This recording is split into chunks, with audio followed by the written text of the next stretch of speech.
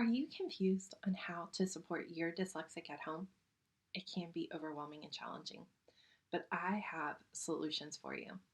My name is Kathleen, and I'm a dyslexic here to help other dyslexics. I help busy, overwhelmed parents understand their child's frustration with dyslexia so they can support, encourage, and empower them. Let's get into this video.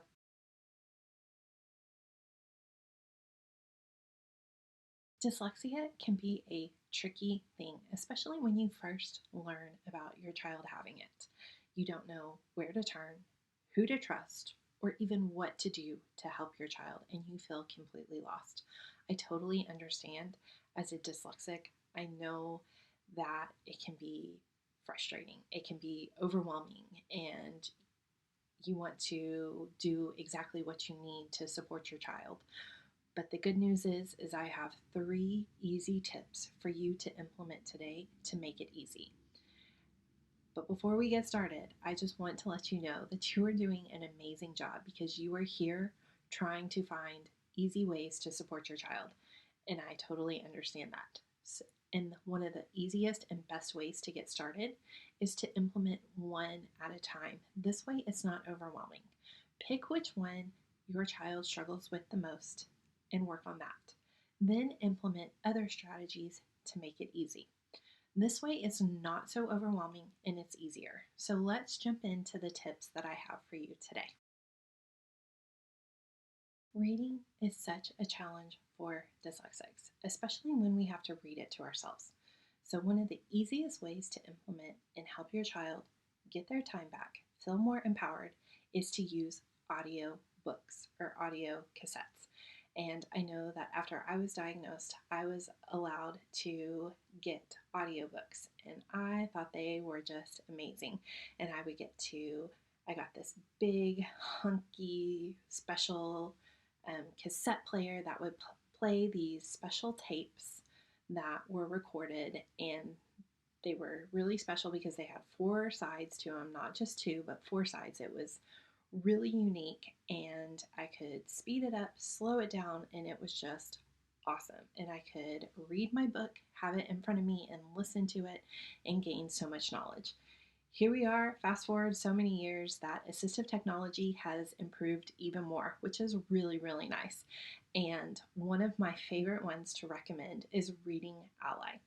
And that's because they have over 80,000 titles or different books. And the best part is all of them are human voices instead of all the other ones that are computer-based voices. These are actually human voices, and they've taken the time to read them. So it is more easier for your child to listen to and enjoy.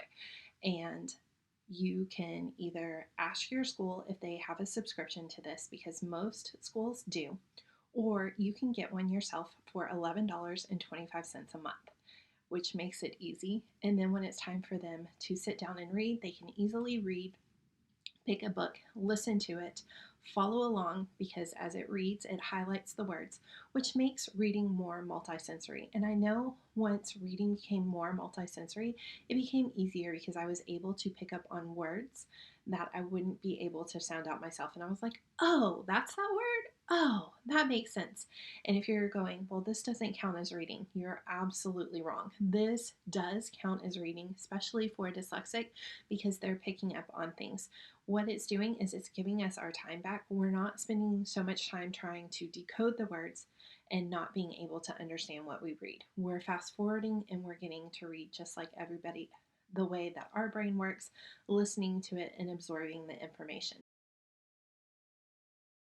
Writing can be so overwhelming. There are so many different moving parts. There are so many parts to it, and we're having to worry about what we're thinking about, if we're going to spell it correctly, if we're going to remember it, if anybody else is going to make sense. So when we take all of those away and just focus on one piece at a time, it becomes much easier for the writing process.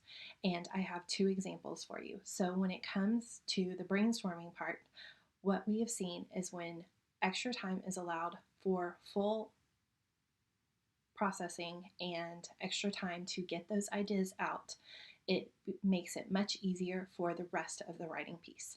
The other one is when it comes to brainstorming, allow assistive technology. So get some type of speech to text device where they can talk their ideas into the computer. This allows them to focus on just generating ideas, not about spelling, not about grammar or anything else. This just allows them to focus on one piece, making it much easier. And if that is not enough for you, a few weeks back, I made a whole video and giving different tips and tricks on the entire writing process, and I'm going to link that for you here. So after this video, go ahead and check that one out. There's also a freebie attached to that one to help your child better understand the different parts of the writing process. Spelling is hard for a dyslexic. It really is. I know that I still struggle with spelling, and half the time in history, when you go back and look at certain things, you're discovering that how we figured out certain people are dyslexic is based on their spelling. And this is one thing that has just been really hard. And one of the reasons it's really, really hard is because we process the information in a different part of our brains than where everybody else processes spelling. So with that in mind, we need to absorb the information in a different way. And one of the easiest, best ways to do that is through multisensory learning. So we're engaging multiple senses simultaneously and absorbing that information differently. I know for me, the more I move around when it comes to spelling, the easier it is.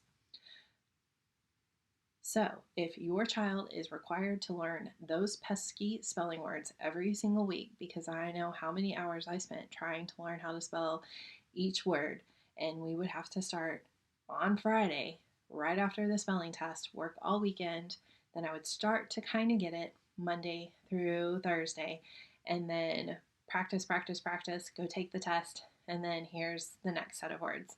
So frustrating and overwhelming. But now I know that multisensory works so much better. And you can take anything from making it fun and interactive. So, like, you could take shaving cream and you can have them write their words in the shaving cream, and it's fun, tactile. But they also have to say the letters and see it as they're writing it to make it multisensory. They can use glitter paper, so you just pick up some glitter paper at the store and then they can write the words. Anything to make it fun and to change it up. One of the things that I've learned is the more you change it up, the better. And don't fret, because I do have 40 multisensory spelling ideas coming out very soon. I am currently putting the final touches on that, and I can't wait to share that with you. So make sure you're subscribed, because you will hear about it in the next coming weeks when it does roll out. And I'm going to tell you, there are 40 unique ideas to easily make this for your child. So stay tuned for that.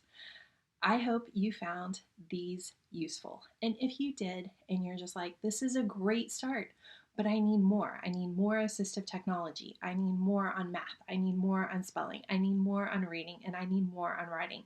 I totally understand. And that is why I have written an ebook for you. I have taken my best ideas and put them all together. And it is called Dyslexia Challenges Made Easy. So I'm taking the challenges and I'm giving you at least 2 examples for each challenge, including time management and organization and rote memorization are all included in this. So I hope that you consider grabbing Dyslexia Challenges Made Easy. And it is an ebook that gives you so many different ideas and easy ways to help support your child at home. I am going to link that in the description below. It is only $27. It is an amazing deal, chock full of my best strategies to help support your dyslexic at home.